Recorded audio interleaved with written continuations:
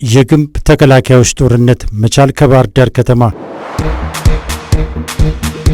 ባለፈው ሳምንት ሁለቱም የድል ማዕበል ላይ ነበሩ።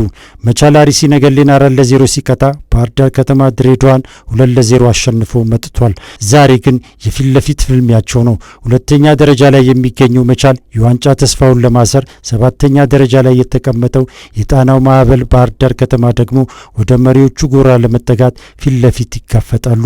ይህ ጨዋታ የደረጃ ማሻሻያ ብቻ አይደለም፣ የታሪክ የበላይነትን የመውሰድ ትልቅ ጦርነት እንጂ። መላኩ ወልደ ሰንበት ነኝ። ከዚህ ታላቅ ጨዋታ ጀርባ ያሉትን አስገራሚ ቁጥራዊ ምስጢሮች እንዲህ ተነትነዋለሁ። እስከ ፕሮግራሙ ፍጻሜ አብራችሁን ቆዩ። ይህንን ጨዋታ ልዩ ከሚያደርጉት መሃል አንዱ የቡድኖቹ የኋላ ታሪክ ነው። በደረጃ ሰንጠረዡ መቻል በሁለተኛ ደረጃ ላይ ተቀምጦ በበላይነት ቢመራም በእርስ በርስ ግንኙነት ታሪካቸው ግን የበላይነቱ የጣናው ማዕበል ባህር ዳር ከተማ ነው። ሁለቱ ክለቦች እስካሁን 11 ጊዜ ፊት ለፊት የተገናኙ ሲሆን ባህር ዳር ከተማ 4 ጊዜ በማሸነፍ የቀደመ ታሪክ አለው።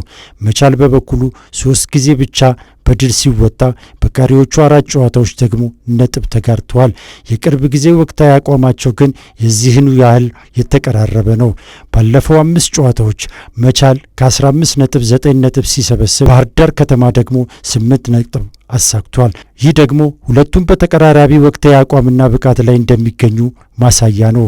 ዛሬ መቻል የደረጃ ብልጫውን ይዞ ወደ ሜዳ ቢገባም ባህር ዳር ከተማ ደግሞ ያንን የረዥም ጊዜ በላይነቱን አስጠብቆ ለመውጣት እንደሚፋለም ነው። ዛሬ ማንም ቀድሞ ለመሰበር ዝግጁ አይደለም። ታዲያ ይህንን የረዥም ጊዜ ታሪክ አዙሪት ለመስበር ሁለቱ አሰልጣኞች ይዘውት የሚገቡት የታክቲክ መሳሪያ ምንድን ነው? እስኪ አሁን ደግሞ ወደ ቁጥሮቹ እንለፍ። በጨዋታው ላይ የኳስ ቁጥጥር የበላይነቱን መቻል ሊወስድ እንደሚችል ቅድመ መረጃዎች ያሳያሉ። መቻል በአማካይ 57 በመቶ የኳስ ቁጥጥር ድርሻ ሲኖረው ባህር ዳር ከተማ ደግሞ በ53 በመቶ ይከተላል። መቻል በጨዋታ 8.7 የጎል ሙከራዎችን በማድረግ 1.25 ግቦችን ያስቆጥራል። ይሁን እንጂ መቻል የሊጉን ምርጥ የተከላካይ ክፍል ሰብሮ ለመግባት ከባድ ፈተና ዛሬ ይጠብቀዋል። ባህር ዳር ከተማ በጨዋታ የሚገባበት የጎል መጠን 0.69 ብቻ ነው። ይበልጥ የሚያስገርመው ደግሞ ባህር ዳር ከተማ ካደረጋቸው ጨዋታዎች ውስጥ 56 በመቶውን መረቡን ሳያስደፍር አጠናቋል። መቻል በበኩሉ 47 በመቶ ክሊንሺት አለው። ሁለቱ ቡድኖች በአማካይ በጨዋታ 13 የቅጣት ምቶችን የሚያገኙ በመሆኑ ዛሬ ጨዋታውን የሚቀይረው ሚስጥር ከቆሙ ኳሶች የሚነሱ እድሎች ሊሆኑ እንደሚችሉ ቁጥሮች ይጠቁማሉ። በአጠቃላይ የዛሬው ፍልሚያ የማጥቃት ጥንካሬ ያለው መቻል የብረት ማገር የሆነ መከላከልን ይዞ የሚቆመውን ባህር ዳር ከተማን የሚፈትሽበት ልዩ ታክቲካዊ ምሽት ይሆናል ተብሎ ይጠበቃል።